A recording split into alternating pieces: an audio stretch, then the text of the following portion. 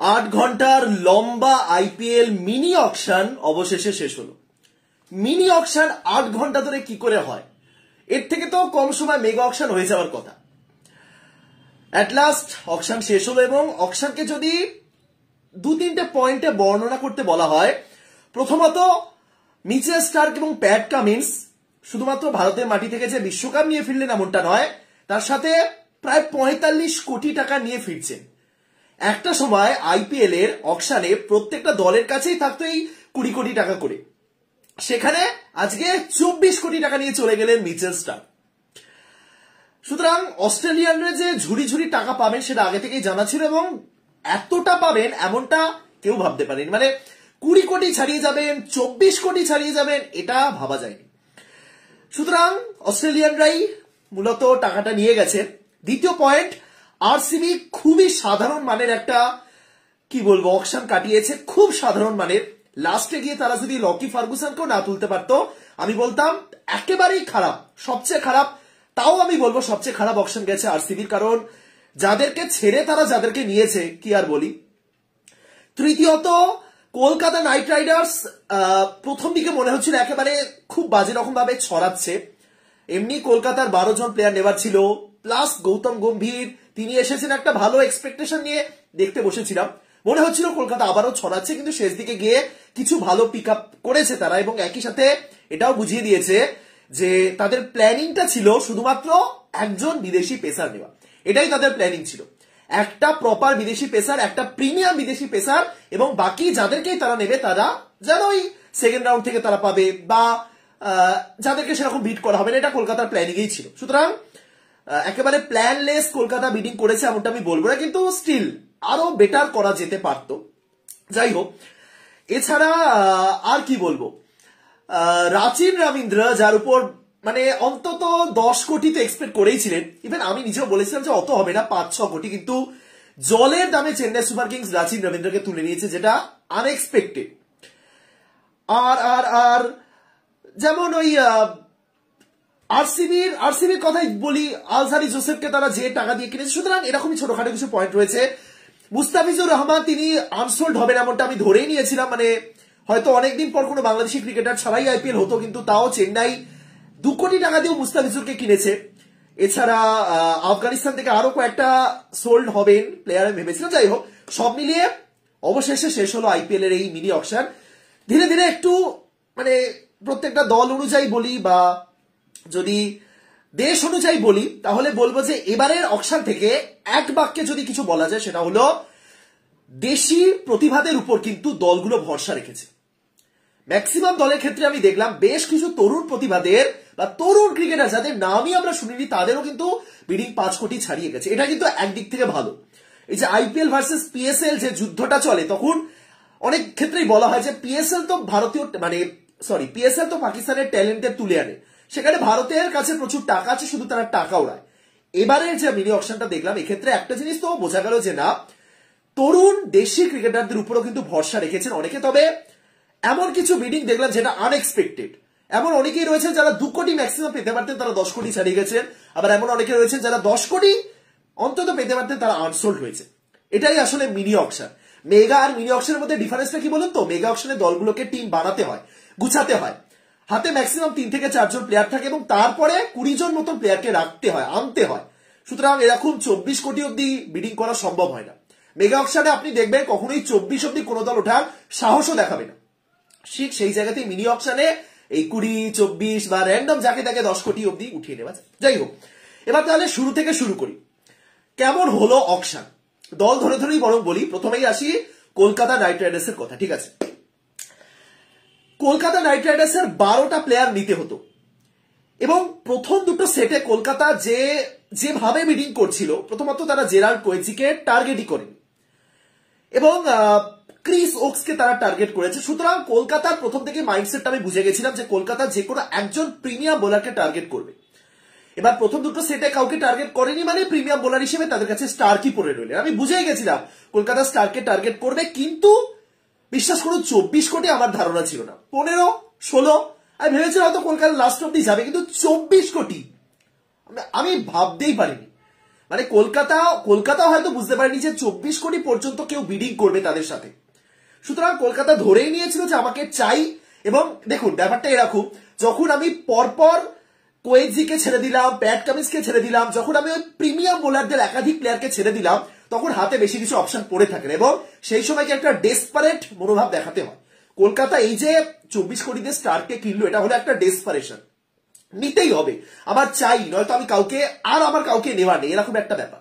Option ছিল না তার নয়, পরের দিকে গিয়ে তারা লকি ফার্গুসনকে আবার ট্রাই করতে পারতো, কারণ লকি ফার্গুসন আনসোল্ড ছিলেন, কিন্তু স্টিল তারা স্টারকে নেবেই এরকম একটা ঠিক করে নিয়েছে, যে কারণে 24 অব্দি তারা উঠেছে।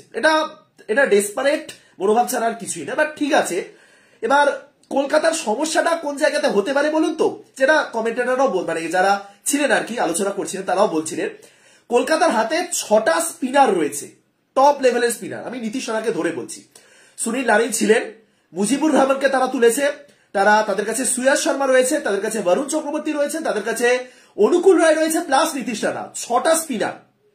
ইডেনে তো অবশ্যই স্পিন সহায়ক উইকেট থাকে, সুতরাং ইডেনে যে ম্যাচগুলো হবে সেই ম্যাচগুলোতে মিচেল স্টার্ককে কিন্তু ওই স্পিন সহায়ক উইকেটেই বোলিং করতে হবে। অর্থাৎ কলকাতা মিচেল স্টার্ককে সেই রকম পিচে কিন্তু ফেলতে পারবে না ঘরের মাঠে, যেখানে মিচেল স্টার্ক অন্তত 3-4টে উইকেট নিয়মিত তোলার ক্ষমতা রাখেন। এবার আমি মানে স্পিন সহায়ক উইকেটে মিচেল স্টার্ক কার্যকরী নন এমনটা বলছি না, কিন্তু একটা প্রাইম পেসার যিনি বাউন্সি পিচে একেবারে আগুন ঝরান, ঠিক সেই জায়গা থেকে টিমে 6টা স্পিনার রাখা, এটা দুটো কিন্তু একই জায়গায় মিলছে না। সুতরাং স্টার্ক এবার অ্যাওয়ে ম্যাচগুলোতে, মানে যেগুলো বাইরে খেলবে কলকাতা, সেই ম্যাচগুলোতে কিন্তু বেশি কিছু করে দেখাতে হবে, এইটুকুনি বলা যেতে পারে। সুতরাং কলকাতা মিচেল স্টার্ককে নিয়েছে বলেই বরং বলা যাচ্ছে যে খুব না, একেবারেই খুব নয়, ভালো, ঠিক আছে, ভালো অপশন বলা যেতে পারে। কিন্তু যদি এর মাঝে মিচেল স্টার্ক না থাকতেন, তাহলে অ্যাভারেজ বা বিলো অ্যাভারেজ অপশনও কলকাতা এটা কাটালো বলা যেতে পারে। কলকাতার প্লেয়ারদের আমি পরপর বলি। দেখুন, কলকাতার যেটা দরকার ছিল সেটা হলো একজন পেসার, একজন বিশ্বমানের বিদেশি পেসার, এবং তার সাথে অন্তত 2-3 জন ভারতীয় পেসার। তো কলকাতা সেই জায়গা থেকে টার্গেটটা পূরণ করতে পেরেছে, সেটা হলো প্রথম প্রশ্ন। কলকাতা এক্ষেত্রে নিয়েছে চেতন সাকারিয়াকে। চেতন সাকারিয়া অবশ্যই ভালো অপশন, কিন্তু সাকারিয়ার ক্ষেত্রে একটা সমস্যা রয়েছে, বিসিসিআই এর তরফ থেকে সাকারিয়ার যে বোলিং অ্যাকশন, তার উপর একটা মানে সাসপেক্ট বোলিং অ্যাকশন বলা যেতে পারে, নজরে রেখেছে তারা। যদি দেখে সত্যি কোনোই ভাঁজ হচ্ছে, সেক্ষেত্রে তাকে কিন্তু সাসপেন্ড করা হতে পারে, তিনি আর বোলিং করতে পারবে না, সেক্ষেত্রে কলকাতা কিন্তু একটা সমস্যা হবে। কিন্তু আমি ধরে নিলাম যে কলকাতা সবকিছু মাথায় রেখেই সাকারিয়াকে নিয়েছে, এবং হয়তো তারা সাকারিয়াকে ঠিকও করে দেওয়ার চেষ্টা করবে, যাই হোক। সুতরাং সাকারিয়া যদি সাসপেন্ড না হন, সাকারিয়া কিন্তু খুব ভালো একটা অপশন হতে চলেছেন কলকাতা নাইট রাইডার্সের পেস অ্যাটাকে। হর্ষিত রানা রয়েছেন, বৈভব অরোরা রয়েছেন, তার সাথে চেতন সাকারিয়া খুব একটা খারাপ অপশন কিন্তু হবে না। সুতরাং কলকাতা সবার আগে চেতন সাকারিয়াকে তুলেছে এই দিক থেকে। তারা বিদেশি পেসার হিসেবে স্টার্ককে নিয়েছে, তার সাথে বিকল্প হিসেবে গাস অ্যাটকিনসনকে নিয়েছে। ভালো পিক এটা। কলকাতা লাস্টের দিক অব্দি অপেক্ষা করছিল যখন আর কোনো বিদেশি পেসারকে তারা ট্রাই করবে না, অন্য কোনো দল, সেই জায়গাতে গাস অ্যাটকিনসনকে 1 কোটিতে পেয়েছে প্রবাবলি, হ্যাঁ 1 কোটিতে পেয়েছে, ঠিক আছে, আমি বলবো ঠিক আছে। গাস অ্যাটকিনসন বিশ্বকাপের দলে ছিলেন, ইংল্যান্ডের দলে, এবং প্রিমিয়াম পেসার নন তিনি, বা সেরকম অভিজ্ঞতা নেই, কিন্তু স্টিল ভালো অপশন। এছাড়া পেসারদের মধ্যে আর সেরকম নেই। সাকিব হোসেন বলে একজন প্লেয়ারকে কলকাতা তুলেছে। সাকিব হোসেনও পেস বোলিং করেন, মিডিয়াম পেসার, সুতরাং তিনি একটা অপশন হচ্ছে।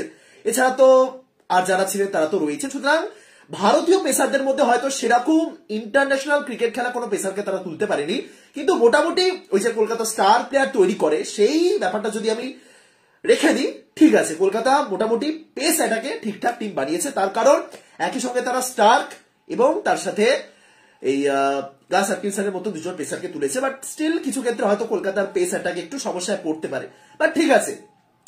আরসিবি যে জিনিসটা করলো এবারের অপশনে, কলকাতা তার চেয়ে বেটার করেছে, এইটুকুনি বলতে পারি। কলকাতা রাসেলের একটা রিপ্লেসমেন্ট তুলতে পেরেছে বলা যেতে পারে, শেরফার্ড রাদারফোর্ড। এবার রাদারফোর্ড বোলার অতটাও দুর্দান্ত নয়, রাসেল বর্তমানে যে বোলিংটা করছেন, রাদারফোর্ড কিন্তু অতটা দুর্দান্ত বোলিং করতে পারবে না। সুতরাং অলরাউন্ডার বলা যেতে পারে, ব্যাটিং অলরাউন্ডার, কিন্তু এক্ষেত্রে রাসেল খেলবেন প্লেইং 11, এমনটা নিঃসন্দেহে বলা যায়। রিঙ্কু সিং এর রিপ্লেসমেন্ট হিসেবে আরেকজনকে নেওয়া হয়েছে বলা যেতে পারে, তিনি হলেন রামানদীপ সিং। রামানদীপও ব্যাটিংটা ওই 6-5-6 নম্বরে ব্যাটিং করে, এবং তার সাথে বোলিংটাও করে দিতে পারেন। মুম্বাইয়ের হয়ে তিনি খেলেছিলেন, আমার মনে আছে, একটা ম্যাচে প্রবাবলি 3টে না 4টে উইকেটও তুলেছিলেন। সুতরাং রিঙ্কু রিপ্লেসমেন্ট ওই জায়গাতে একটা ফিনিশার রূপে রামানদীপ রয়েছেন। শেরফার্ড রাদারফোর্ড তিনি রাসেলের রিপ্লেসমেন্ট হিসেবে রয়েছেন। মুজিবুর রহমানকে নেওয়া হয়েছে সুনীল নারায়ণের রিপ্লেসমেন্ট হিসেবে। ভালো অপশন, অবশ্যই ভালো অপশন। মুজিব হয়তো রেগুলার খেলতে পারবেন না। এবার ওই যে একটা জিনিস বলা হতো না প্রত্যেক বছর, যে নারায়ণ যখন ফ্লপ করছে নারায়ণের জায়গায় কে খেলবে। গতবারও কিন্তু নারায়ণের রিপ্লেসমেন্ট কলকাতার কাছে ছিল না, মানে বিদেশি স্পিনার অলরাউন্ডার হিসেবে বা স্পিনার হিসেবে। সেই জায়গাতে এবার তারা মুজিবকে তুলেছে, খুব ভালো পিক আপ বলতে পারি আমি। সুতরাং মুজিবুর রহমান, গাস অ্যাটকিনসন বা শেষ দিকে গিয়ে ইভেন মনীষ পান্ডেও একজন অভিজ্ঞ ভারতীয় ব্যাটার, এগুলো কিন্তু অবশ্যই ভালো বাই ছিল, ভালো সাইনিং ছিল। সুতরাং প্রথম দিকে গিয়ে ওই যে দেখা যাচ্ছিল যে কেএস ভরত, চেকান সাকারিয়া বা অঙ্গরিশ রঘুবংশী, এদের কাদেরকে তুলছে অনেকে বলছিলেন। সেই জায়গা থেকে কলকাতা লাস্টের দিকে গিয়ে, মানে কলকাতা প্রত্যেকবারই সেম ভাবে এগোয়। প্রথম দিকে গিয়ে এমন কিছু পিক করে সবাই বলেন আরে ভাই কলকাতা প্লেয়ার কিনুক, কি কিনছে। লাস্টের দিকে গিয়ে কলকাতা আসলেই কিন্তু ভালো পিক করে। তবে এক্ষেত্রে কলকাতার টপ বাই অবশ্যই মিচেল স্টার্ক, কিন্তু অল ওভার এই অঙ্গরিশ রঘুবংশী ইনি কিন্তু একজন ওপেনার। সুতরাং কলকাতার যে ব্যাকআপ ওপেনার গুরবাজের সাথে আরেকজন কাকে ওপেনিং করাবো, ভেঙ্কটেশ্বর থাকলে তো ভালো, কিন্তু যদি ভেঙ্কটেশ্বর না থাকেন তাহলে কি আমাদের জেসন রয়কেই খেলাতে হবে? তাহলে তো দুটো বিদেশি চলে আসছে। সেক্ষেত্রে নারায়ণ, রাসেল এবং স্টার্কের মধ্যে কে খেলবেন, এই যে ব্যাপারগুলো চলে আসে, সেই জায়গাতে দাঁড়িয়ে অঙ্গরিশ রঘুবংশী তিনি একজন ব্যাকআপ ওপেনারও হলেন। শ্রীকার ভারত তিনি তো রয়েছেন, শ্রীকার ভারত তিনি একজন ব্যাকআপ কিপার হিসেবে থাকলেন। সুতরাং অল ওভার কলকাতা কিন্তু টিমটা ঠিকঠাক বানাতে পেরেছে, এটুকুনি আমি বলতে পারি। এর মধ্যে থেকে যদি কলকাতার একটা প্লেইং 11 বানাতে বলা হয়, তাহলে ওপেনিং করবেন ধরে নিন গুরবাজ ওপেনিং করবেন, কিপার হিসেবেও তিনি খেলবেন। তার সাথে ধরলাম ভেঙ্কটেশ আয়ার, 3 নম্বরে শ্রেয়াস আয়ার, 4 নম্বরে নীতিশ রানা, 5 নম্বরে রিঙ্কু সিং, 6 নম্বরে আন্দ্রে রাসেল, 7 নম্বরে সুনীল নারায়ণ অথবা মুজিবুর রহমান। স্টিল নারায়ণের উপর ভরসা রাখবে, কিন্তু অপশন মুজিব রয়েছেন। 8 নম্বরে এক্ষেত্রে আমি যদি আরেকজন স্পিনার ধরি বরুণ চক্রবর্তী, আরেকজন স্পিনারও অবশ্যই খেলবে সুয়াস শর্মা, কারণ বোঝাই যাচ্ছে ইডেনের স্পিন শট উইকেট হবে। এবং দুজন পেসার হিসেবে এক্ষেত্রে হর্ষিত রানা রয়েছেন, সাকারি অপশন রয়েছেন, বৈভব আরোরা অপশন রয়েছেন। তার সাথে মিচেল স্টার্ক যদি খেলেন তো হয়েই গেল। দেখুন একটা জিনিস আমি বলতে পারি, মিচেল স্টার্ক প্রত্যেক ম্যাচে খেলবেন এমনটা আমার মনে হয় না। আমি এটা বলছি, অনেকে বলবেন যে কি বলছে ভাই, কিন্তু আমার মনে হয় মিচেল স্টার্ক প্রত্যেক ম্যাচে খেলবেন না। ইডেনে বেশ কিছু ম্যাচে হয়তো কিন্তু আমরা স্টার্ককে বসতে দেখব। অনেকে বলবেন যে এত কোটি টাকা দিয়ে যে কলকাতা কিনলো, স্টার্ক যদি শেষ দিকে গিয়ে বলেন আমি খেলবো না, তখন কি হবে? বলতেই পারেন, কারণ স্টার্ক এর আগে অনেকবারই উইথড্র করে নিয়েছে। কলকাতাতেই স্টার্ক একবার সিলেক্ট হয়েছিলেন, কিন্তু তারপরে আর খেলেনি। এবার ব্যাপারটা হলো 24 কোটি টাকা পাওয়ার পরে ওই কথাটা বলা মুশকিল হয়ে পড়ে। বলা যায় না আমি বলছি না, কিন্তু একটু তো বাঁধবে না। আমাকে 24 কোটি টাকা দিয়ে কিনছে, আমি তারপরে গিয়ে বলছি খেলবো না। 24 কোটি ঠিক আছে, কি হবে, 24 কোটি আমি পেয়ে যাবো, এটা চাপের ব্যাপার। বাট স্টিল এর আগেও আমরা দেখেছিলাম এই অস্ট্রেলিয়ান প্লেয়ারদের বা ইংল্যান্ডের প্লেয়ারদের মধ্যে এটা দেখা যায়। এটা ভুল কিছু নয়, এমন নয় যে তোমাকে আমি 24 কোটি দিয়েছি মানেই তোমাকে আমি কিনে নিয়েছি, তেমনটা নয়। কিন্তু এক্ষেত্রে আমার মতে স্টার্ক আর বলবেন না যে আমি আর খেলবো না। স্টার্ক বলেই দিয়েছিলেন আইপিএল খেলবেন, যে কারণে তাকে পুরোপুরি অকশনে নাম নেওয়া হয়েছিল এবং মেবি খেলবে। কিন্তু প্রত্যেকটা ম্যাচে স্টার্ক খেলবেন এমনটা আমার মনে হচ্ছে না। কিছু কিছু ম্যাচে হয়তো তাকে বসানো হতে পারে, সেক্ষেত্রে জেসন রয় এবং গুরবাজ দুজনেই একসাথে খেলবেন। কারণ দেখুন আপনি, রয় বা গুরবাজ যাকেই বসানো হবে না কেন, যাকেই বসানো হোক, তিনি কিন্তু টপ লেভেলের ব্যাটার। রয় বসুন বা গুরবাজ বসুন, যিনিই বসুন, তিনি কিন্তু অবশ্যই টপ লেভেলের ব্যাটার। সুতরাং সেই জায়গাতে দাঁড়িয়ে রাসেল এবং নারিনকে বসানো হবে বলে আমার মনে হয় না। সুতরাং স্টার্ক রেগুলার খেলবেন এমনটা আমার মনে হয় না। বাট ঠিক আছে, স্টার্ক অবশ্যই কলকাতা নাইট রাইডার্সের একটা ভালো অপশন। এবার দেখা যাক তাহলে 24 কোটি 75 লাখ। কলকাতার টপ বাই মিচেল স্টার্ক 24 কোটি 75, সেকেন্ড মুজিবুর রহমান 2 কোটি। মানে বুঝতে পারছেন কলকাতার প্ল্যানিং ছিল একটা প্রিমিয়াম পেসার আমার চাই। তবে একটু তো আমি অবাক হয়েছি যে জেরাল্ড কোয়েজিকে কলকাতা বিডি করলো না, 5 কোটির মধ্যেই পেয়ে যেতে পারতো কলকাতা। সেরকমই আরেকজন পেসার স্টার্ক, তাকে 24 কোটি। আপনারা এবার বাকিটা আপনারা বলুন, স্টার্ক কি ভারতীয় কন্ডিশনে বা টি20 ক্রিকেটে এতটাই অসাধারণ বোলার যে 24 কোটি অব্দি বিট করা যায়? একটু নিরপেক্ষ থেকে বলুন, সমর্থক হিসেবে নয়, একটু নিরপেক্ষ থেকে বলুন যে 24 কোটি এটা কি একটু বেশি হয়ে গেছে? আমার মতে একটু বেশি হয়ে গেছে। 24 কোটি 15 অব্দি ঠিক আছে, ইভেন কলকাতার ক্ষেত্র 15 অব্দি ঠিক ছিল। কিন্তু এই যে বললাম কলকাতা ডেসপারেট হয়ে গেছিল, কারণ দুটো সেটের পর তাদের কাছে একটাই অপশন ছিল মিচেল স্টার্ক। অপশন ছিল লকি ফার্গুসনের অপশন ছিল, কিন্তু লকি কলকাতার হয়েই খেলেছেন, তারাই লকিকে কলকাতা ছেড়ে দিয়েছে। মেবি তারা আর ইচ্ছা প্রকাশ করেনি, সুতরাং স্টার্ককে নিতেই হতো, এরকম একটা জায়গায় ছিল কলকাতার নাইট রাইডার্স। অল ওভার ভালো গুড অপশন বলা যেতে পারে বিশেষ করে লাস্টের দিকে যে 3-4টে প্লেয়ারকে তারা তুলেছে, গুড অপশন কলকাতার ক্ষেত্রে হলো। এবার দ্বিতীয় চেন্নাই সুপার কিংস, গতবারের champion team Chennai Super Kings. চেন্নাইয়ের সবচেয়ে দুর্দান্ত সাইনিং যেটা, সেটা হলো রাচিন রবীন্দ্র। 1,80,00,000 2 কোটিও নয়, যেখানে একাধিক প্লেয়ার 2 কোটির বেস প্রাইস রেখেছিলেন, সেখানে 1,80,00,000 পেয়ে গেছে চেন্নাই রাচিন রবীন্দ্রকে। অসাধারণ। এটা কিছুটা হয়তো ঠিক হলো না, আরো বেশি পেতে পারতেন, অবশ্যই পারতেন। আমি জানি না কেন রাচিন রবীন্দ্রকে অন্য দলগুলো ইন্টারেস্ট দেখালো না, আমি সত্যিই জানি না। প্রথম দিকে তো দেখানো উচিত ছিল, মানে এমন তো নয় যে রাচিন রবীন্দ্র কোনো দলেই ফিট করবেন না। আমি আগের দিনও বলেছিলাম যে রাচিন রবীন্দ্র টপ অর্ডারে, চেন্নাই যেই দলই নিক না কেন তারা টপ অর্ডারে ট্রাই করবে না রাচিন রবীন্দ্রকে। রাচিন রবীন্দ্র টি-20তে হয়তো ওই 6-7 নাম্বারই খেলবে, কিন্তু সেখানে যে তিনি ফিনিশার রূপে এর আগেও ভালো খেলেছেন এমনটাও নয়। বাট তাও 4-5 কোটি তো হতেই পারতো, সেখানে যাই হোক চেন্নাইয়েরই ভালো, 1,80,00,000 পেয়েছে। একটা জলের দরে হিরে পাওয়া, একদম মানে সত্যি কথা, এটা জলের দরে হিরে পেয়েছে চেন্নাই সুপার কিংস রাচিন রবীন্দ্র। তার সাথে ড্যারেল মিচেলকে তারা 14 কোটিতে তুলেছে।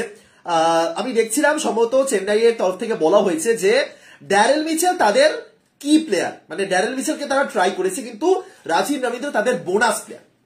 এবার বোনাস প্লেয়ার মানে ঘাড় ব্যথা করছে, এতক্ষণ ধরে বসে দেখেছি। যাই হোক, বোনাস প্লেয়ার মানে এটাই যে তারা রাচিন রবীন্দ্রকে নিয়েছে বা নেবে হয়তো ভেবেছিল, কিন্তু ম্যাক্সিমাম 4-5-এর বেশি হয়তো তারা বিট করতো না। বোনাস প্লেয়ার মানে এটা, তারা পেয়ে গেছে। ড্যারেল মিচেলকে তারা ট্রাই করেছে এবং তারা হয়তো করতো, কিন্তু তার সাথে রাচিন রবীন্দ্রকে তারা বোনাস পেয়েছে। চেন্নাইও হয়তো এক্সপেক্ট করেনি যে এত সহজে তারা পেয়ে যাবে রাচিন রবীন্দ্রকে। সুতরাং চেন্নাই আর নিউজিল্যান্ড যেন একাকার হয়ে গেছে মিশে। Devon Conway, Mitchell Santner, Rachin Ravindra, তার সাথে ড্যারেল মিচেল, কে খেলবেন কে খেলবেন না। তবে রাচিন রবীন্দ্র মেবি প্লেইং 11-এ রেগুলার সুযোগ পাবেন না, মিচেল স্যান্টনারও সুযোগ পান না, রাচিন রবীন্দ্রের ক্ষেত্রেও তাই। স্যান্টনার তো টি-20তে যথেষ্ট বেটার ক্রিকেটার, সুতরাং এক্ষেত্রে কিছু প্লেয়ারকে তো অবশ্যই বসতে হবে। যাই হোক, শার্দুল ঠাকুর চেন্নাইতে ফিরে এসেছেন, খুব ভালো। শার্দুল ঠাকুরকে 4 কোটিতে পেয়ে গেছে। গতকালে একটা মক অকশন হয়েছে যেখানে শার্দুল ঠাকুরকে 14 কোটি অব্দি বিডিং করেছিলেন এই সুরেশ রায়না। আমি তখনই বলেছিলাম যে 14 কোটি সম্ভব নয়। সুরেশ রায়না করেছেন কি যাই আমার ঠিক মনে নেই। যাই হোক, 14 কোটি অব্দি বিডিং হয়েছিল, যেটা আমি বলেছিলাম সম্ভব নয়। 14 কোটি অব্দি শার্দুল উঠবেন না, সেখানে 4 কোটি ঠিকই আছে, কিন্তু একই সাথে হর্ষল প্যাটেলের জন্য যে 12 কোটি প্রায় উঠে গেল সেটা একটু আনএক্সপেক্টেড। যাই হোক, শার্দুল ঠাকুরকে কম দামে পেয়ে গেছে, ঘরের ছেলে ঘরে ফেরা যাকে বলে। ধোনির আন্ডারে আবার শার্দুল থাকবেন, দেখা যাক। মুস্তাফিজুর রহমান একমাত্র বাংলাদেশি ক্রিকেটার চেন্নাই দলে এসেছেন। আমি তো ধরেই নিয়েছিলাম যে মুস্তাফিজুর রহমান খেলবেন না, মানে 2 কোটির বেস প্রাইস একটু বেশি ছিল, যেখানে তাসকিন বা শরীফুল 70-50-এর মতন বেস প্রাইস দিয়েছেন, সেখানে 2 কোটি একটু বেশি। আমি ধরে নিয়েছিলাম যে মুস্তাফিজুর রহমান হয়তো আনসোল্ড থাকবেন, কিন্তু অ্যাকচুয়ালি মুস্তাফিজুর রহমানকে মাথিসা পাথিরানার রিপ্লেসমেন্ট হিসেবেই চেন্নাই নিয়েছে। রিপ্লেসমেন্ট মানে আর কি ব্যাকআপ। পাথিরানা এবং মুস্তাফিজুর দুজনেই যেরকম বোলিং করেন, ওই জায়গাতে দুজনেরই সমান সমান গুরুত্ব আর কি, মানে ডোয়েন ব্রাভোর একটা জায়গা তৈরি করে নিতে চাইছে তারা। পাথিরানা ভালো খেলছেন বটে, কিন্তু মেবি পাথিরানা এই এশিয়া কাপে বলুন বা বিশ্বকাপে সেরকম ভাবে ভালো খেলতে পারেনি, হয়তো তাই ম্যানেজমেন্ট মনে করছে যে পাথিরানার একটা রিপ্লেসমেন্ট দরকার।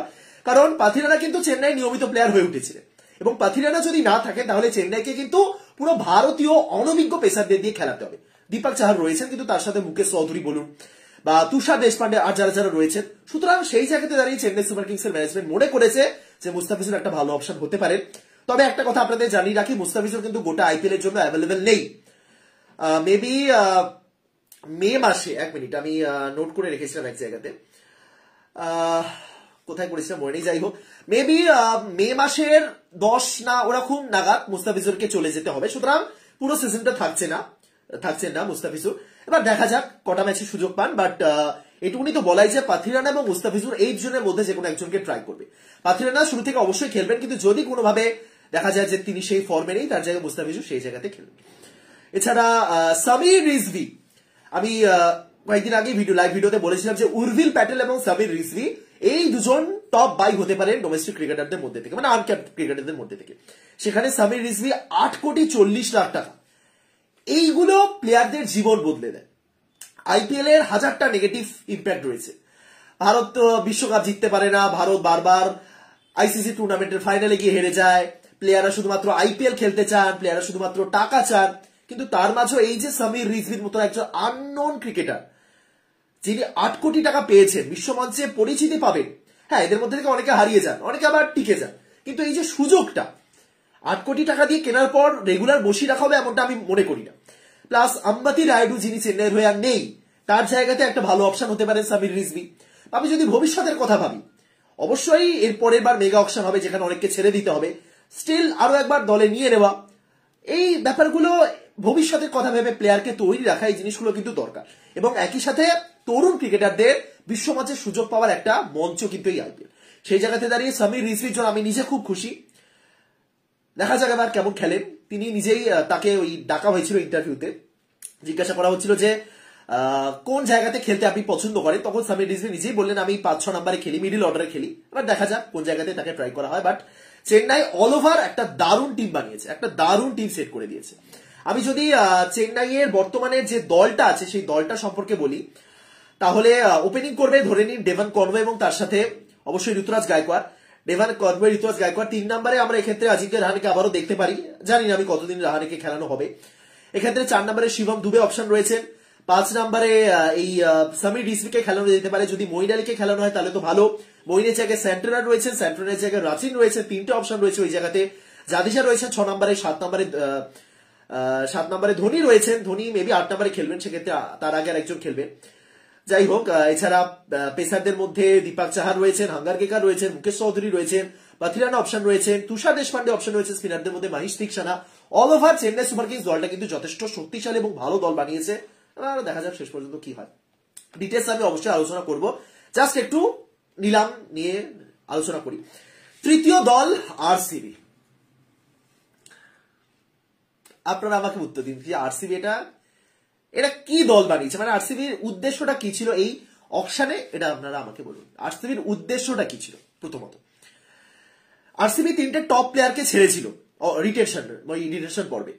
প্রথমত হর্ষল প্যাটেল, জশ হ্যাজেলউড, ওয়ানিন্দু হাসানাঙ্গা, 3জনেই রেগুলার প্লেইং 11-এ খেলার মতো প্লেয়ার। হর্ষল প্যাটেলের রিপ্লেসমেন্ট হিসেবে তারা নিয়েছে ইয়াস দয়ালকে, ধরেই নিবা যায়, তাই তো? আমি বলছি না ইয়াসদাল খুব খারাপ ক্রিকেটার, একেবারেই নয়। ইয়াসদাল অবশ্যই ট্যালেন্টেড ক্রিকেটার। ইয়াসদাল গত আইপিএল এর মৌসুমে রিঙ্কুর কাছে 5 বলে 5টা 6 খাওয়ার পর অনেকেই মনে করেছিলেন যে একদম রান মেশিন, কিন্তু সেটা নয়। দয়াল অবশ্যই ভালো ক্রিকেটার, কিন্তু আমি হর্ষলের মতন একজন ইন্টারন্যাশনাল খেলা ক্রিকেটারকে যখন ছাড়ছি, আমার টার্গেট অন্তত উমেশ যাদবের মতন কেউ হওয়া উচিত, তাই না? সেখানে ইয়াসদালকে তারা নিল এবং 5 কোটি টাকা দিয়ে। আমি বলছি ইয়াসদাল ভালো ক্রিকেটার, কিন্তু 5 কোটি অব্দি তারা যে বিট করলো, সেখানে রকি ফার্গুসনের মতো প্লেয়ারকে তারা শুরুতে ছেড়ে দিয়েছিল। মানে কি প্ল্যানিংটা কি এটা আমার প্রশ্ন। পরে তারা ফার্গুসনকে 2 কোটি দিয়ে তুলেছে, ঠিক আছে, কিন্তু প্রথম দিকে তারা কেন ছেড়ে দিয়েছিল? তার জায়গা থেকে কেন ইয়াসদালকে তারা তুলেছে? হতেই পারে লকি ফার্গুসন অন্য দল নিয়ে নিতেই পারতো, পরের দিকে গিয়ে তারাই যে নেবে এমনটা তো নয়।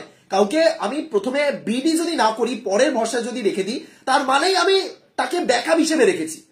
এই যে লকি ফার্গুসনকে পরে গিয়ে 2 কোটি টাকা দিয়ে আরসিবি কিনেছে, এর মানেটা কি? এর মানে আরসিবির প্রথম লিস্টে ছিলেন না লকি ফার্গুসন, পরবর্তী লিস্টে ছিলেন। এবং ব্যাকআপ লিস্টে যখন কোনো প্লেয়ার থাকে, তার মানেই এটা যে তাকে পাওয়ার কোনো নিশ্চয়তা নেই আমার কাছে। তাহলে ফার্গুসনকে ছেড়ে দিয়ে তারা ইয়াসদালকে কিভাবে 5 কোটি টাকা অব্দি বিট করতে পারে, এটা আমার প্রশ্ন। অবশ্যই ইয়াসদাল ভালো বোলার, কোনো সমস্যা নেই সেটা নিয়ে, কিন্তু বিডিং উদ্দেশ্যটা কি? একটা দলের উদ্দেশ্যটা কি? কি প্ল্যানিং নিয়ে তারা বিডিংটা করছিল আমি সিরিয়াসলি জানি না। মানে 20 কোটি অব্দি তারা মানে প্যাট কামিন্সকে বিট করেছিল। তারা 20 কোটি অব্দি প্যাট কামিন্সকে যদি বিট করতে পারে, লকি ফার্গুসনকে একটু বিট করবে না। মানে আলজারি জোসেফ, এবার আরসিবি যদি প্যাট কামিন্সকে না পায়, তারা মিচেল স্টার্কের জন্য অপেক্ষা করতে পারতো। তার আগে তারা আলজারি জোসেফকে 11 কোটি 50 লক্ষ টাকা দিয়ে কিনলো। প্ল্যানিং কি মানে আমি জানি না। জস হ্যাজেলউডের রিপ্লেসমেন্ট আলজারি জোসেফ, কিন্তু 11 কোটি 50 লক্ষ টাকা দিয়ে যদি জোসেফকে নেওয়া যেতে পারে, তার চেয়ে বেটার প্লেয়ার কি লকি ফার্গুসন বা ইভেন স্টার্কের জন্য একটু চেষ্টা করা, সেটাও কি হতো না? আমি জানি না, সিরিয়াসলি আমার কোনো আইডিয়া নেই যে কি প্ল্যানিং। টম কারেন্টকে তারা কিনলো, তারপরে 1.5 কোটি, তাও ঠিক আছে, 1.5 কোটি টাকা দিয়ে টম কারেন্ট ঠিক আছে। লকি ফার্গুসন 2 কোটি, খুব ভালো সাইনিং, এবং আর তো তারা সেরকম কাউকে নিলই না। আমি জানি না সিরিয়াসলি, এই যে আরসিবির যে একটা লয়াল ফ্যান বেস রয়েছে না, এটা সত্যি কথা বলছি। আরসিবি বা মুম্বাইয়ের মতো দলের যে একটা লয়াল ফ্যান বেস রয়েছে, একটা বড় দল হিসেবে পরিচিত, ট্রফি না জেতা সত্ত্বেও যে সবাই আরসিবি কে সাপোর্ট করে, তার একটা বড় কারণ কিন্তু বিরাট কোহলি। বিরাট কোহলি আজীবনই আরসিবি দলে খেলবেন না। বিরাট কোহলি আজ অব্দি ট্রফি জিততে পারেননি, তাও তিনি আরসিবির দলে খেলেন। তাহলে আরসিবি একটু তো ভালো টিম গোছান। শুধুমাত্র একটা ব্র্যান্ড রয়েছে বলেই তারা সাপোর্ট পাচ্ছে, এভাবেই চলবে, এরকম এটা কি করে হতে পারে না? একটা ভালো ভালো প্লেয়ারদের নিয়েও যখন আরসিবি টিম মানে জিততে পারলো না, সেখানে ভালো প্লেয়ারদের ছেড়ে তারা এই টিম নামাচ্ছে। এবার এই দলটা যখন আইপিএল এ জিততে ব্যর্থ হবে, যদি জিতে যায় তাহলে তো খুব ভালো, যদি জিততে ব্যর্থ হয় তাহলে সবার আগে আইপিএল এর অকশন নিয়ে প্রশ্ন তোলা হবে যে এটা কি অকশন তারা কাটিয়েছে, এটা কি। লকি ফার্গুসনকে 2 কোটি টাকাতে তারা পেয়ে গেছে। আমি জানি না লকি ফার্গুসন মানে দলগুলো কেন তার উপর থেকে চোখ সরিয়ে নিয়েছে। কেউ বিডিংই করলো না আরসিবি বাদ দিয়ে, প্রথমে আনসোল্ডই ছিলেন। ঠিক আছে, যাই হোক। এবার আরসিবির যদি ব্যাটিং অর্ডারের কথা বলি, তাদের যে ব্যাটিং, প্রথমে ওপেনিং করতে আসবেন ফাফ, তার সাথে কোহলি, তারপরে ম্যাক্সওয়েল আছেন, ক্যামেরন গ্রিন রয়েছেন। ব্যাটিং তো অসাধারণ, আরসিবির ব্যাটিং বিশ্বমানের। সেই জায়গা থেকে বোলিংটা একটু স্ট্রং তো হতে হতো, তাই না? মেবি আরসিবির টপ মানে 4 জন বিদেশি হবেন, ফাফ, ম্যাক্সি, গ্রিন এবং তার সাথে লকি ফার্গুসন। আরসিবি এই যে একজন স্পিনার, তারা যে হাসানাঙ্গাকে ছেড়ে দিয়েছে, প্রথমত চিন্নাস্বামীর মাঠ ছোট, চিন্নাস্বামীর ছোট মাঠ, সেখানে রান খাওয়ার পরও উইকেট তোলার যে একটা ব্যাপার, সেটা কিন্তু চাহাল বহু বছর ধরে করে গেছেন। চাহাল এত উইকেট তুলেছেন আরসিবির মাঠে, মানে তিনি একটা ট্রেন্ড সেট করে দিয়েছিলেন যে চিন্নাস্বামীতে একজন লেগ স্পিনার রান খাবে কিন্তু উইকেট তুলতে পারবে, যে কারণে হাসানাঙ্গা সেই জায়গাটা এগিয়ে নিয়ে যাচ্ছিলেন। সেই জায়গাতে তাদের পরিবর্তন কে এখন? করণ শর্মা, গ্লেন ম্যাক্সওয়েল। যাই হোক, আমি আরসিবির প্ল্যানিংটা আমি বুঝতে পারিনি। আরসিবি হয়তো কিছু ভেবে করেছে। আরসিবির সমর্থকরা, আপনারা যারা আরসিবি সমর্থক, তারা বলুন যে কি প্ল্যানিং ছিল, এটা কি টিম হয়েছে এটা। এবং সবশেষে মুম্বাই ইন্ডিয়ান্স। মুম্বাই ইন্ডিয়ান্সের উপর প্রচুর রাগ ছিল সমর্থকদের, মানে রোহিতকে ছেড়ে দিয়ে হার্দিককে ক্যাপ্টেন, ইয়ার কি হচ্ছে। আজকে মহেলা জয়বর্ধন একটা কথা বলেও দিয়েছেন যে রোহিত অন্য কোনো দলে যাবেন না, অর্থাৎ রোহিত মুম্বাইতে থাকবেন, রোহিত হার্দিক পান্ডিয়ার আন্ডারে খেলবেন। এটা সমর্থকরাও রেগে গেছেন আর কি। আমি আবারও বলবো যে দল, যে কোনো দলের ক্ষেত্রেই ভবিষ্যৎ ভেবে এগোতে হয়, কিন্তু যখন এই ফ্র্যাঞ্চাইজি বেসড কোনো দল থাকে, কোনো শহর ভিত্তিক দল থাকে, কোনো একজন বড় প্লেয়ারের একটা হিউজ ফ্যান বেস যখন কোনো দলের সাথে যুক্ত থাকে, তখন সমর্থকদের চটানো উচিত না।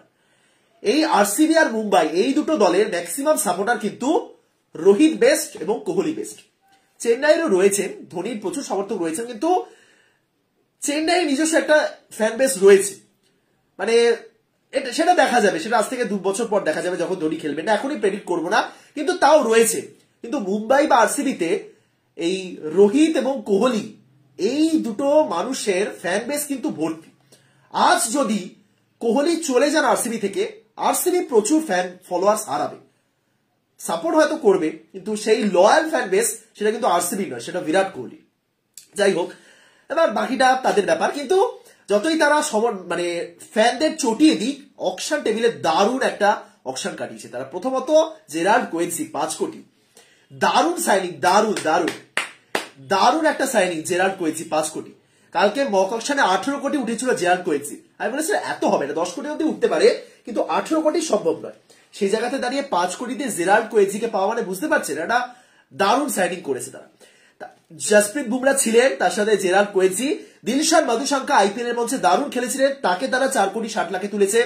নুয়ান থিসারা শ্রীলঙ্কারই আরেকজন পেসার, যিনি মালিঙ্গা স্টাইলে বোলিং করেন, মানে ওই পাথিরানা মালিঙ্গা ওই একই টাইপের, তাকে তারা 4 কোটি 80 লক্ষতে তুলেছে। এবং তার সাথে ব্যারেন্ডরফ রয়েছেন। সুতরাং পেস বোলিং অসাধারণ, ফাটাফাটি, হার্দিক ফিরেছেন। সুতরাং মুম্বাই ইন্ডিয়ান্সের পেস বোলিং দুর্দান্ত, অসাধারণ একটা পেস বোলিং মুম্বাই ইন্ডিয়ান্সের। এছাড়া ব্যাটার তো তাদের ছিলই, তার সাথে মোহাম্মদ নবীকে তারা ব্যাকআপ হিসেবে নিয়েছে, শ্রেয়াস গোপাল স্পিনার রয়েছে। সুতরাং মুম্বাই কিন্তু ওই 2-3টে পেসার নিয়ে পুরো আইপিএল অকশনটা এবার মাতিয়ে দিয়েছে। সমর্থকদের চটানোর পর কিছু তো ভালো করতে হতো, সেটা অ্যাটলাস্ট তারা অকশন থেকে করেছে। যাই হোক, মুম্বাইয়ের ভালো বলা যেতে পারে। আর বাকি দলগুলো একটু বিস্তারিত আলোচনা করছি, আমি টপ সাইনিং এর উপরই নজর দিচ্ছি। তবে সানরাইজার্স হায়দ্রাবাদ, আমি একটা কথা বলছি, এই দল নিয়ে সানরাইজার্স হায়দ্রাবাদ যদি আইপিএল জিততে না পারে, 2024 সালের আইপিএল যদি সানরাইজার্স হায়দ্রাবাদ জিততে না পারে, তাহলে আমার কিছু বলার নেই। সানরাইজার্স হায়দ্রাবাদ যে দলটা বানিয়েছে, কাভিয়া মারান তিনি তো বিডিং করছিলেন, সবার দিকে দেখছি বিট করছেন, প্ল্যানিং ছিল আমি জানি না, বাট তাও যে টিম তারা বানিয়েছে, যে টিম ছিল, যে টিম তারা বানিয়েছে, যাদের নিয়েছে, এই দলটা যদি আইপিএল জিততে না পারে, আইপিএল ইতিহাসের টপ 3 টিমের মধ্যে তো থাকবেই যারা অসাধারণ দল হয়েও আইপিএল জিততে পারেনি। এটা কি টিম বানিয়েছে তারা, আমি জাস্ট টিমটার সম্পর্কে বলছি, কাদেরকে নিয়েছে তাদের কথা ছাড়ুন, জাস্ট টিমটা বলছি। 8 জন বিদেশি পেসার, বিদেশি cricketer, Markram, Glenn Phillips, Heinrich Klaasen, Marco Jansen, Pat Cummins, Fazal Haq Farooqi, Farooqi তো একটু যাই হোক, ওয়ানিন্দু হাসারাঙ্গা, আর কে আছেন, 7 জন হলো তো নাকি, ট্রাভিস হেড, ভুলে গেছিলাম ট্রাভিস হেড। এই টিম নিয়ে যদি আইপিএল জিততে না পারে সানরাইজার্স, তাহলে আর কি বলবো।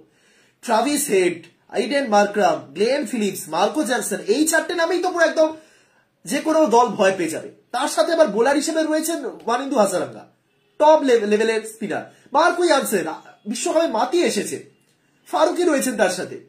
মানে এটা কি দল বানিয়েছে এরা, আমি জানি না, মানে একটা অসাধারণ দল বানিয়েছে। কিন্তু যদি এরপরে এই টিমটা জিততে না পারে, তাহলে আর কিছু বলার নেই। কোন 4 জন খেলবেন, প্রথম প্রশ্ন তো কোন 4 জন মানে বিদেশি খেলবেন। প্যাট কামিন্সের নাম বলতে কোন 4 জন খেলবেন। মার্করামকে আপনি বসাতে পারবেন, মার্করাম তো ক্যাপ্টেন ছিলেন, মেবি প্যাট কামিন্স সানরাইজার্স এর ক্যাপ্টেন হবে, তো মার্করামকে বসানো যায় না, অসম্ভব। ক্লাসেনকে বসানো সম্ভব নয়, ফিলিপসকে বসানো সম্ভব নয়, কামিন্সকে বসানো সম্ভব নয়, হাসারাঙ্গাকে বসানো সম্ভব নয়, তা কাকে বসাবেন। ফারুকি আমি বাদ দিচ্ছি, মানে এমন অবস্থা যে ফারুকিও ভালো বোলিং করেছেন এই সানরাইজার্স হয়ে, তাকে আমি বসিয়ে দিচ্ছি। ইয়ানসেনকেও আমি বসালাম, মানলাম যে ঠিক আছে ইয়ানসেন ভালো বোলিং করেছে, বাট আইপিএল এ চলবে না, আমি সবকিছু নিয়ে বাদ দিয়ে দিতে পারি। তাহলে আর কাকে বসাবো, হেডকে বসানো যাবে, কোন 4 জন খেলবেন। এই জায়গা থেকে না ইগোর সমস্যাটা তৈরি হয়। এই জায়গাটা বলে না যে ইগো হার্ট হয়ে যাওয়া, এদের মধ্যে অন্তত 2 জন বিশ্বমানের ক্রিকেটার রয়েছে যাদেরকে বসতে হবে, রেগুলার বসতে হবে, এবং এরা আসলেই বড় ক্রিকেটার। গ্লেন ফিলিপস হয়তো কতবার বসেছেন, তিনি হয়তো মানে ঠিক আছে মেনে নেবেন, কিন্তু গ্লেন ফিলিপসকেও বসানোর মতো ক্রিকেট তিনি খেলছেন না। টেস্টেও তিনি কিন্তু টি20 প্রস্তুতি সারছেন। মারাত্মক টিম বানিয়েছে এই দলটা, বিশেষ করে বিদেশিদের। বাট এই টিমটা যদি এরপর আইপিএল জিততে না পারে, তার একটাই কারণ হবে, সেটা হলো দেশি ক্রিকেটারদের উপর যে একটা ভরসা রাখা, বা দেশি ক্রিকেটাররাও যে খেলতে পারে, দেশি ক্রিকেটারও যে একটা ভালো অন্তত 7 থেকে 8 জন ভারতীয় ক্রিকেটারকে টপ লেভেলের ক্রিকেটার রাখতে হয়, সেটা তারা ঠিক মতো করে উঠতে পারেনি। তাও তারা জয়দেব উনাদকর বা আকাশ সিং এর মতো বাহাতি পেসারকে নিয়েছে, মানে বাহাতিতে তো ভর্তি, আকাশ বাহাতি, ইয়ানসেন বাহাতি, ফারুকি বাহাতি, নটরাজন বাহাতি, সবাই বাহাতি। যাই হোক, একটা দারুণ টিম, মানে এত স্ট্রং টিম, ব্যাটিং বলুন বোলিং বলুন, এত স্ট্রং টিম। কিছু দুর্বলতা হয়তো থেকে যাবে, সেটা হলো মিডল অর্ডারের ভারতীয় ব্যাটার, বাট অসাধারণ একটা টিম, দারুণ টিম। মানে নটরাজন রয়েছেন, ভুবনেশ্বর কুমার রয়েছেন, উমরান মালিক রয়েছেন, ফজল হক ফারুকি রয়েছেন, প্যাট কামিন্স রয়েছেন, আকাশ রয়েছেন, জয়দেব উনাদকর রয়েছেন, দারুণ টিম, দারুণ টিম। স্পিনারদের মধ্যে হাসারাঙ্গা রয়েছেন, ওয়াশিংটন সুন্দর রয়েছেন, সেরা টিম, সেরা।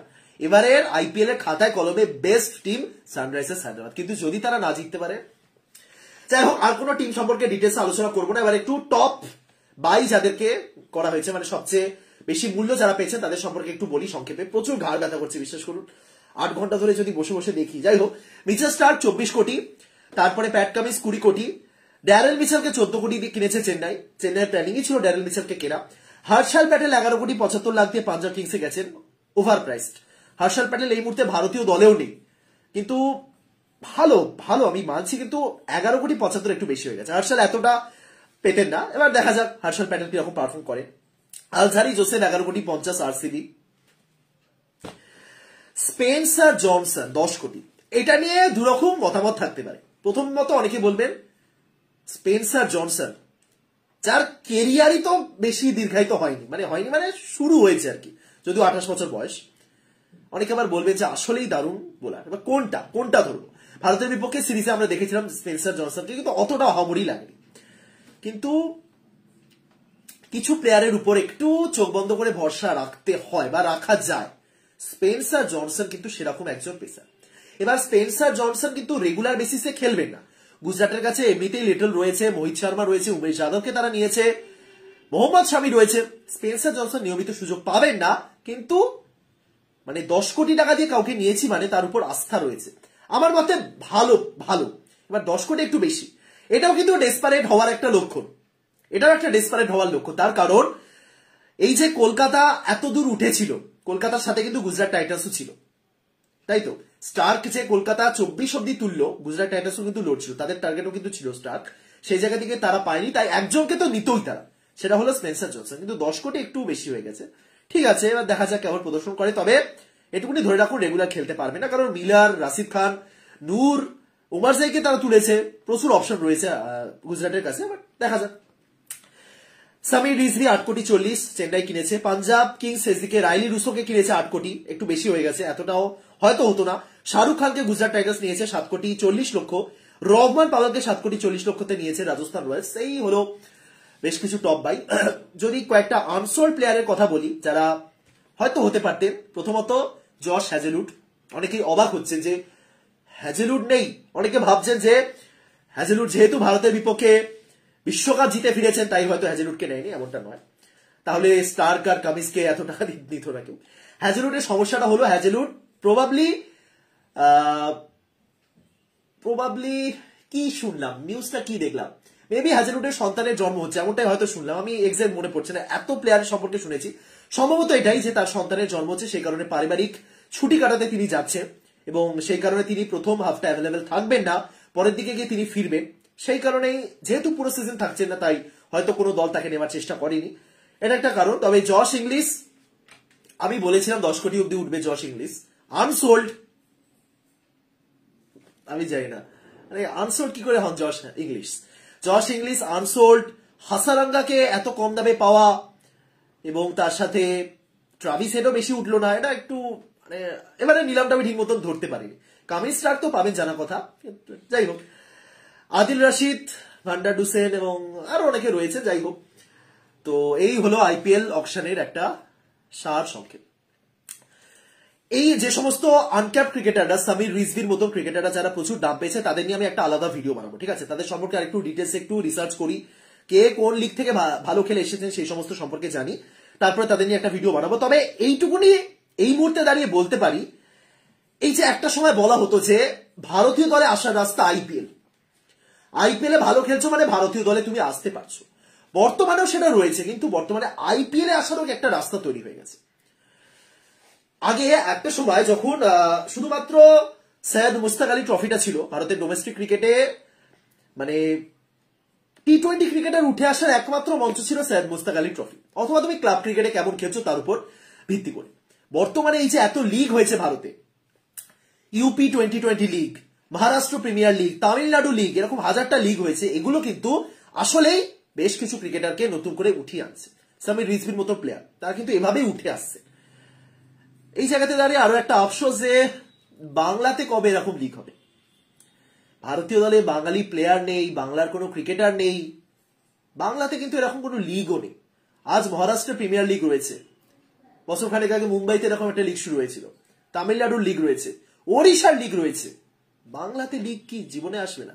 বেঙ্গল প্রিমিয়ার লিগ, বাংলাতে কি শুধু ওই সেলিব্রিটি প্রিমিয়ার লিগই হবে? বাংলা প্লেয়ার কেন উঠে আসেন না? গোটা অকশানে এত আনক্যাপ ক্রিকেটারকে দেখলাম, বাংলার ক্রিকেটার কই? একজন, ঈশান পোরেল, একজন, তিনিও আনসোল্ড হলেন। অভিষেক পোরেল একমাত্র রয়েছে, ঋদ্ধিমা সাহা রয়েছে। সুতরাং সব চলছে, সবই ঠিক আছে, কিন্তু ওই বাঙালি যখন, এটা তো একটু একটু খারাপ লাগে, তাই না? যে একটা বাংলার ক্রিকেটার নেই, কিন্তু আসবেন কোথা থেকে?